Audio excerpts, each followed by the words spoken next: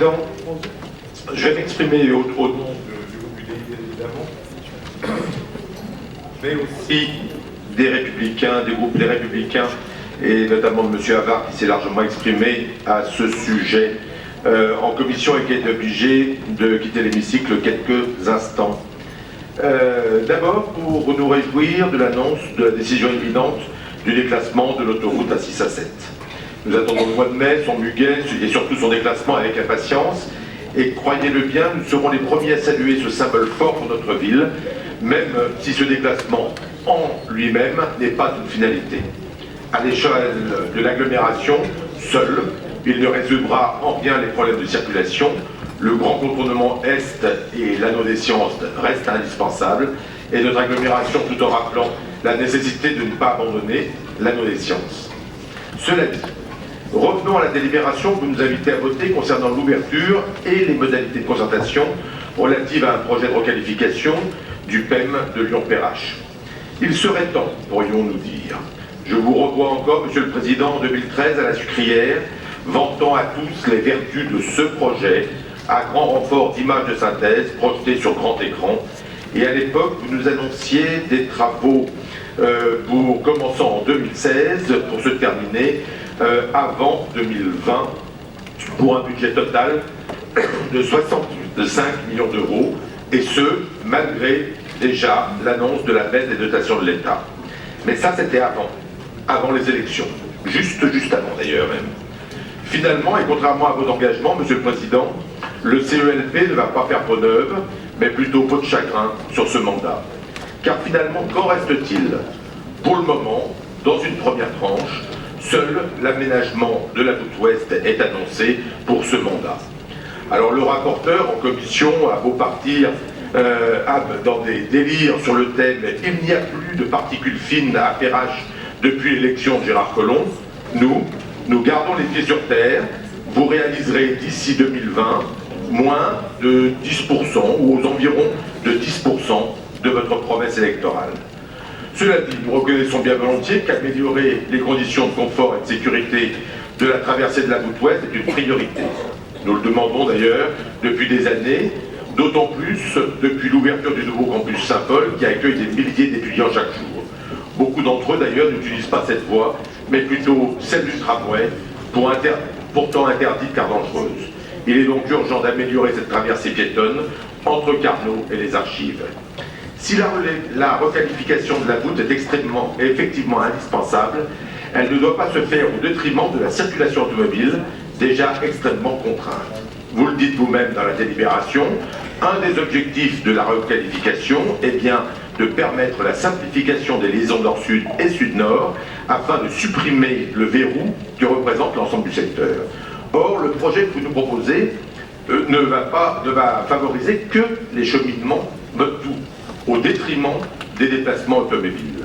Alors, nous avons pris acte de votre choix de quartier marchable, Monsieur le Président, mais vous-même, vous en êtes revenu. Vous-même avez enfin mesuré les limites de ce concept, certes très communicant et très vendeur, mais bien peu réaliste compte tenu de la configuration du secteur. Dès le début, c'était un faux parti pris. En tout cas, vous ne l'avez pas pleinement assumé. Si tel avait été le cas, vous n'auriez pas commis autant d'erreurs de conception, tant sur les voiries que sur les équipements, notamment en transport en commun, on vous le répète, depuis 15 ans.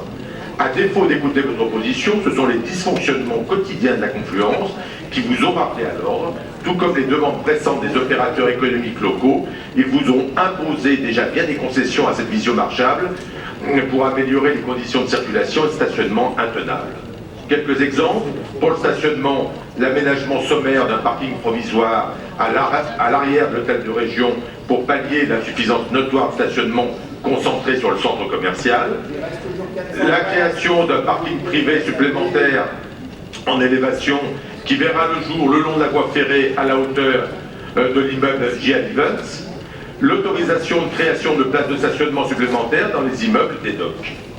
Et pour la circulation, deux exemples, l'élargissement de la rue Montrochet pour tenter de fluidifier un peu le trafic, puis l'ouverture des passages Panama et bientôt Magellan, deux nouvelles voies de circulation au sud de la confluence, pour désengorger la circulation, pour ne citer que ces exemples, des voies qui n'étaient pas prévues dans le plan initial.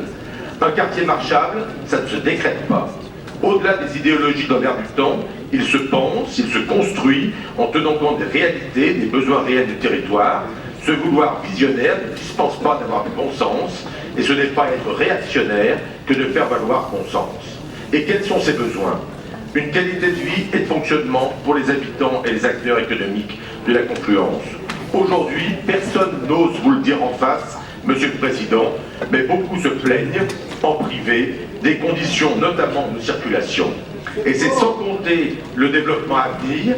Alors, même si nous comprenons le projet de réaménagement de la voûte ouest, permettez-nous de nous inquiéter des conséquences de sa fermeture à la circulation.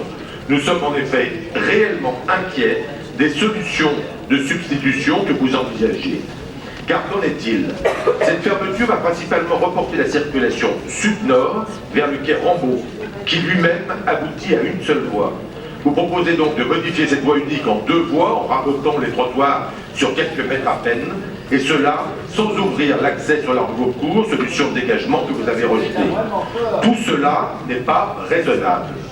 Et ça l'est d'autant moins qu'à l'Est, votre proposition n'est pas plus fonctionnelle. Orienter les flux vers la place Carnot, l'hypercentre, par un itinéraire sinueux, voire étriqué, même à deux voies, c'est un non-sens. À tel point que pour satisfaire à cette opération, vous êtes obligé de supprimer près d'une trentaine de places de stationnement place Carnot. Sans parler du fait que vos choix ne permettent encore aucune solution satisfaisante pour les transports en commun, la navette Presqu'île.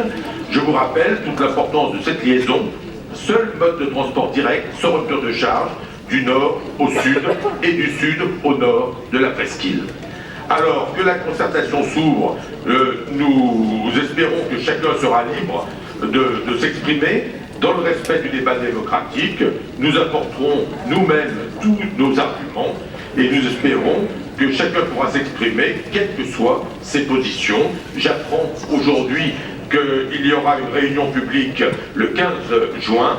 Je la note dans mon agenda, puisqu'en tant qu'élu du secteur, je n'étais même pas au courant de cette date. Je vous remercie de m'avoir consulté à ce sujet. Merci de votre attention.